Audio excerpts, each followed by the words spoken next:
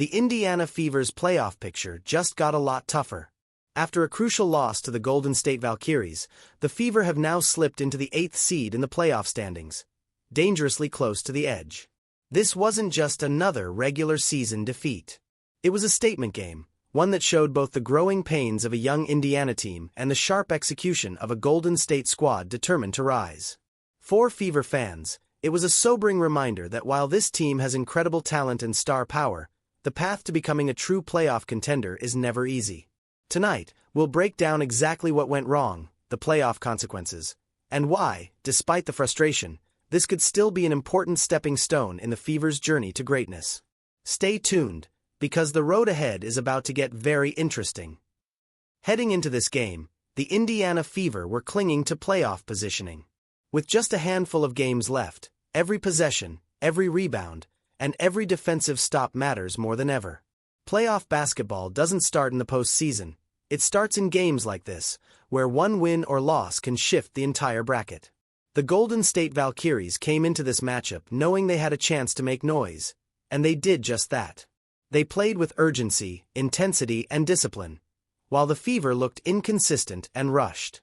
This wasn't just a matchup of two teams, it was a battle of mentality. Golden State played like veterans with something to prove. Indiana, on the other hand, played like a young team still searching for its identity in big moments.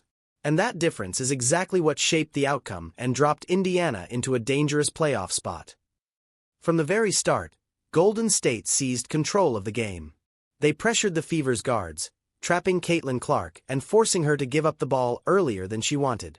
That disrupted Indiana's rhythm and limited their ability to run clean offensive sets. Every missed shot turned into a Valkyries' fast break. Their athleticism in transition created easy scoring opportunities, while Indiana struggled to get back on defense. The Fever had moments, Clark knocking down a deep three, Aaliyah Boston powering through contact inside, but the momentum was short-lived. Meanwhile, Golden State's spacing was nearly perfect. Their shooters hit timely threes, their ball movement kept Indiana chasing, and their energy was relentless. By the end of the first half, the Fever were already looking drained.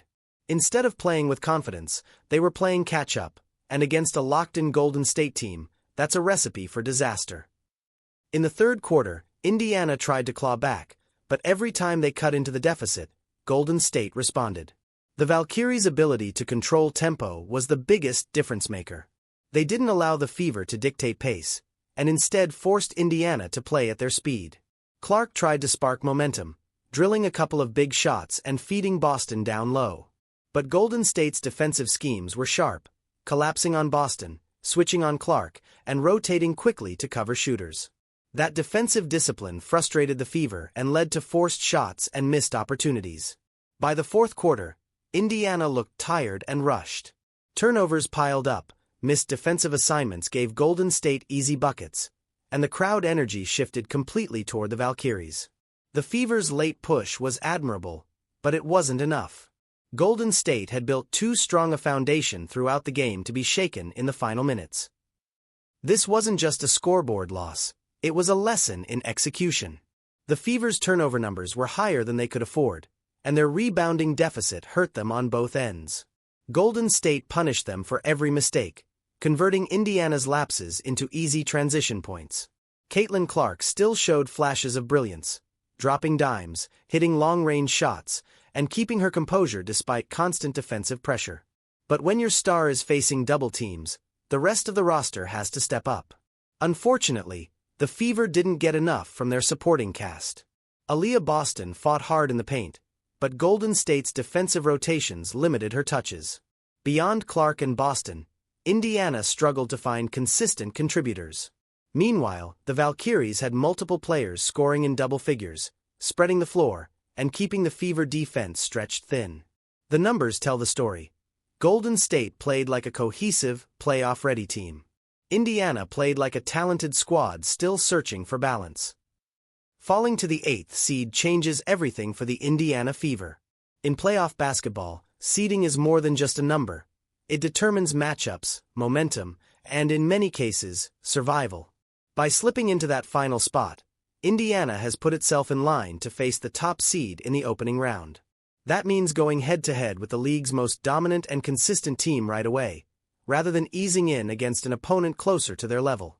The difference between being the 7th seed and the 8th might sound small, but it's enormous when you look at the bracket. Instead of a winnable series against a mid-tier rival, the Fever now face a mountain to climb. For a young team still trying to find its identity, the challenge is daunting. This loss also adds weight to every single game left on the calendar. The margin for error has completely evaporated. Another stumble could mean slipping out of the playoff picture altogether, turning a season of promise into one of frustration. On the flip side, the adversity could light a fire under this young roster, forcing them to elevate their play under pressure. And for fans, the storyline is clear. This is now about resilience. How does this team respond when their backs are against the wall? The answer could define not only their playoff run but also the culture this team is trying to build for years to come. Despite the sting of this loss, the bigger picture is still bright for the Indiana Fever. This is a franchise that has been rebuilding from the ground up, and fans need to remember just how young this core truly is. Caitlin Clark is a rookie still adjusting to the speed and physicality of the professional game. Aaliyah Boston, though dominant, is only in her 2nd season. When you look across the roster, it's clear that Indiana is still in the early stages of its development. That means losses like this one are part of the process. Golden State is a team with depth, veteran presence, and playoff-tested players who know how to execute in high-pressure moments. Indiana doesn't have that experience yet, but games like this are how they build it. The lessons learned in these tough matchups are what transform raw talent into seasoned playoff competitors. Off the court, the Fever's growing fanbase and the star power of Clark continue to shine. Attendance is up, media coverage is stronger than ever, and the foundation for long-term success is in place. If Indiana can weather the storm now, the future could be one where they aren't just fighting for seeding, they're contending for championships. So while this loss stings, it's also a reminder that the Fever are ahead of schedule. They've gone from a struggling franchise to a playoff team in just a short time. And with Clark and Boston leading the way, Indiana's long-term trajectory still points toward greatness. The loss to the Golden State Valkyries may feel like a setback, but it's also a turning point. The Fever are now at a crossroads. Either they crumble under the pressure of slipping to the 8th seed, or they use this moment as fuel to rally and fight their way back into form. Every team that evolves into a championship contender has moments like this, where adversity forces them to grow faster than expected. What's clear is that Caitlin Clark cannot carry this team alone. Her playmaking and leadership are undeniable, but basketball is a 5-player game.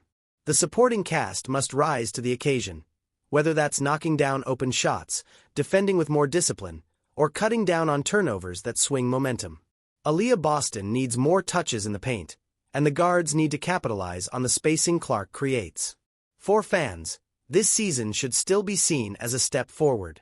Yes, the playoff road is harder now, but simply getting to the postseason is an accomplishment for such a young squad. The real question isn't just whether they can win in the playoffs this year, it's whether they can prove they belong. If the Fever can use this loss as motivation, they'll be stronger for it. If not, it could be a painful but valuable lesson. Either way, this is part of their journey toward becoming one of the league's elite teams. What do you think? Can the Fever bounce back and make noise in the playoffs, or is this the sign of an early exit? Drop your thoughts in the comments. And if you want more in-depth coverage of WNBA playoff battles, don't forget to like, share, and subscribe. This is Court Queens, and we'll see you next time.